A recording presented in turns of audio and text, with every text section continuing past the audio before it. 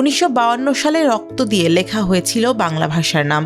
সালাম, জব্বার, রফিক, শফিক, বরকত, যাদের বুকের রক্তে রাঙা হয়েছিল রাজপথ, সেই রক্তেই দাঁড়িয়ে আছে বাঙালির আত্মপরিচয়। ভাষার জন্য প্রাণ দেয়া বিশ্বের একমাত্র জাতি হিসেবে এবার গৌরবের 74 বছর পূর্ণ করছে বাংলাদেশ।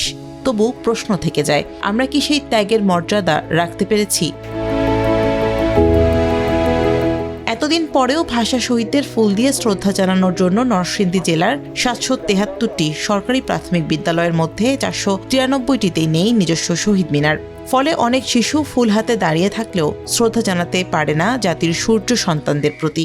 আমাদের স্কুলে কোনো শহীদ মিনার নাই, এটা খুব দুঃখজনক। আমাদের স্কুলে যদি শহীদ মিনার থাকতো তাহলে আমরা প্রতি বছর 21শে ফেব্রুয়ারিতে আমরা শহীদদের স্মরণ করতাম। আমরা প্রত্যেক বছর অস্থায়ী একটি শহীদ মিনার বানাই, বেঞ্চ ও কালো কাপড় দিয়ে একটি শহীদ মিনার বানাই। আমরা শহীদ মিনার থাকলে আমরা এত দূরে গিয়ে আমাদের শহীদ মিনারে ফুল দিতে হতো না। আবার অনেকখানে দেখা যায় আমাদের অভিভাবকরা আমাদের যেতে দেয় না, কারণ এত দূরে গিয়ে যদি কোনো বিপদ হয়ে যায়। এটার জন্য আমরা চাই যে আমাদের বিদ্যালয়ে একটি শহীদ মিনার হোক। প্রাথমিক বিদ্যালয়গুলোতে শহীদ মিনার না থাকায় নতুন প্রজন্ম দেশের ইতিহাস জানা থেকে বঞ্চিত হচ্ছে, বলছেন শিক্ষকরা। অনেকেই ইচ্ছা থাকা সত্ত্বেও সে শহীদদের প্রতি শ্রদ্ধা নিবেদন করতে পারে না। সেই প্রেক্ষিতে আমি মনে করি যে শুধু ভেলানগর স্কুল না, আরও অনেক স্কুলেই হয়তো শহীদ মিনার নাই।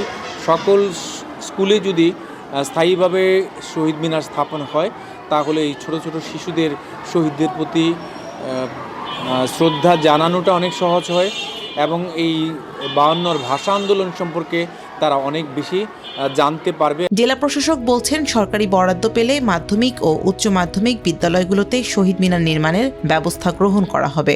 নরসিংদী জেলার অনেক শিক্ষা প্রতিষ্ঠানে শহীদ মিনার নেই। আমরা জেলা পরিষদ থেকে অগ্রাধিকার ভিত্তিতে প্রাথমিক বিদ্যালয় সমূহে যাতে শহীদ মিনার নির্মিত সে ব্যবস্থা গ্রহণের চেষ্টা করছি। যদি সরকারের অর্থ বরাদ্দ পাওয়া যায় মন্ত্রণালয় থেকে, আমরা অন্যান্য প্রতিষ্ঠানেও অন্যান্য শিক্ষা প্রতিষ্ঠানে উচ্চ মাধ্যমিক এবং কলেজগুলোতে সে ধরনের ব্যবস্থা গ্রহণের উদ্যোগ।